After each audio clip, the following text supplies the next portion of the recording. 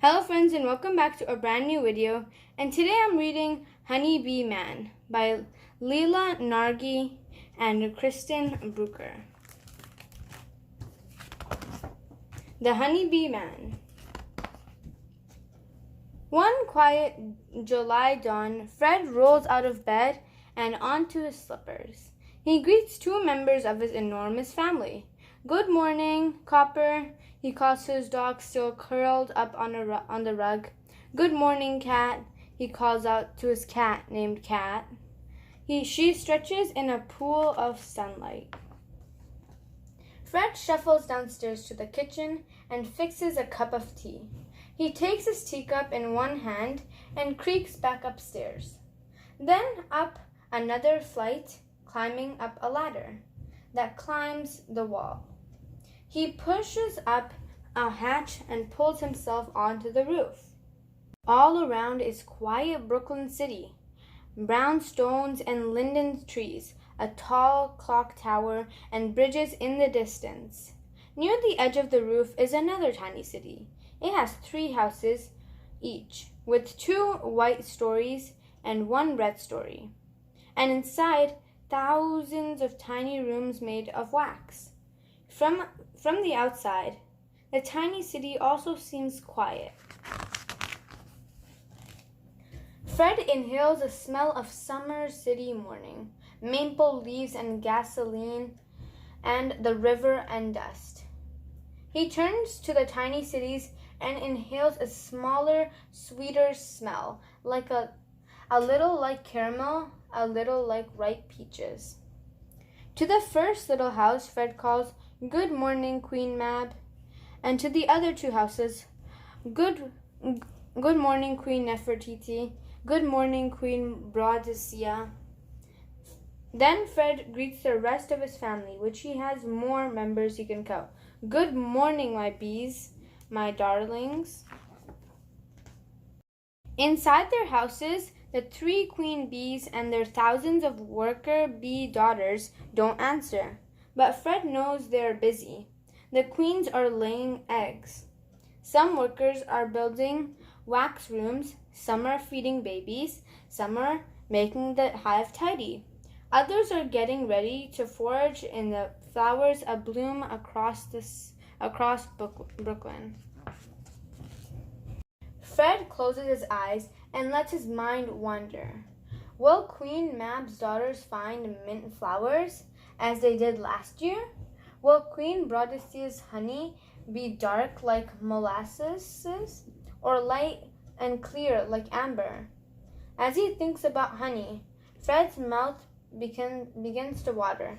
"I can't wait to find out." Fred pictures the park at the end of his block. He imagines his bees moving from clover to clover, flying over them low and slow with their see-through wings, which flap and also twist like propellers. Fred wishes he could fly there with them, with the wind rushing over his back. Fred opens his eyes, and the hives are alive, humming with a low hum, as low as a whisper. Fred hums back, "Tell me what it's like to fly through the world." "Zzz," hums the bees. To Fred, this sounds like an answer, if only he could understand. Young bees on their first flight circle in the air. "There are my girls. Don't be afraid," Fred says in a soothing voice as he speaks. The young bees seem to pluck up their courage. On the streets below, trucks rumble and babies wail in their strollers. But inch by inch, the young bees shimmering past the edge of their tiny city. It's easy for Fred to recognize the older bees, who are used to moving between their small world and the giant world of people. They zip out of the hives and throw themselves at the air, embracing it with their wings. A few land on Fred's arms. "Hello, Fred," they seem to say. "Hello, girls. Have a nice day." Now off you go. Fred gives them a gentle flick with a finger, and away they Fred watches as his bees fly into his backyard garden and other gardens on the block. He sees the bees drive into sweet pea and squash flowers. If they were closer, he could see them using their tube-like tongues to drink in flower nectar, which they store in honey sacs inside their bellies. Then it's off to next pea plant, to the sage flowers in the next backyard, and maybe, if Fred is lucky, to blooming blueberry bushes somewhere across town. When the bees return to their hives, Fred notices that they are flying slowly, heavy now with nectar. Inside, Fred knows that they are performing waggle dances to let the others know where the best flowers grow. He knows that his sister bees are taking the nectar and storing it in tiny wax rooms. And he knows that others are fanning their wings to evaporate the water from the nectar so it will turn into honey. Day after day, Fred watches as the bees zip out over the blare of the city. How tireless you are, he sighs, wishing he could be as strong and as free as the bees. One afternoon at the end of August, Fred climbs again to his roof. He is wearing his black rubber rain boots and his white head wheel and a scratch on his hand from the cat, who did not want to be woken this morning. He makes an announcement to the bees. Sweeties, I have come for the honey. And a plea. Please do not sting me. Fred puffs clouds of smoke into the tiny houses, and the bees burrow deep down into the hive. From the very top, Fred lifts out the honeycomb.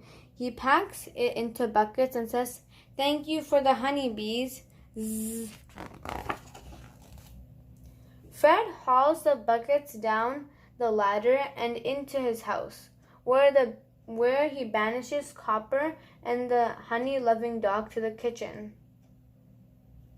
Fred sets a frame of honeycomb over a plastic tank and slices off wax caps, and the honey begins to flow.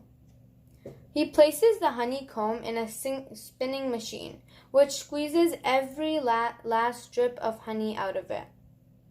He pours the honey into jars. Then he sticks labels onto the jar. Fred's Brooklyn honey, made by tireless Brooklyn bees. In the late afternoon, Fred sits on his stoop, enjoying the cool end-of-summer breeze. When his neighbors come out to chat, Fred gives them each a jar of deep gold honey. One neighbor asks, "Where did this honey come from?" And Fred says in a humming sort of whisper, "From the sweet pea flowers in your backyard, from the flowers in linden trees shading our block, and maybe, if we're lucky, from sweet, sour blueberry bushes somewhere across town."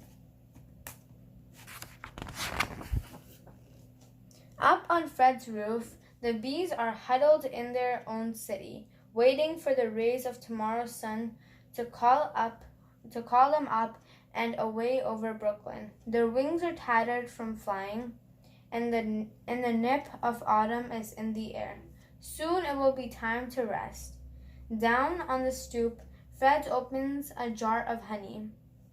The honey glistens and shimmers in the last of the sunlight. Fred sticks in a finger.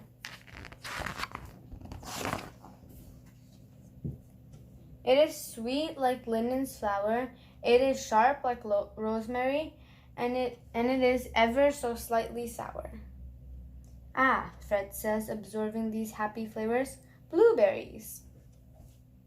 Okay guys, that's the end of the video. I hope you enjoyed. If you did, don't forget to leave a thumbs up and subscribe. and I hope to see you next time. Bye, guys.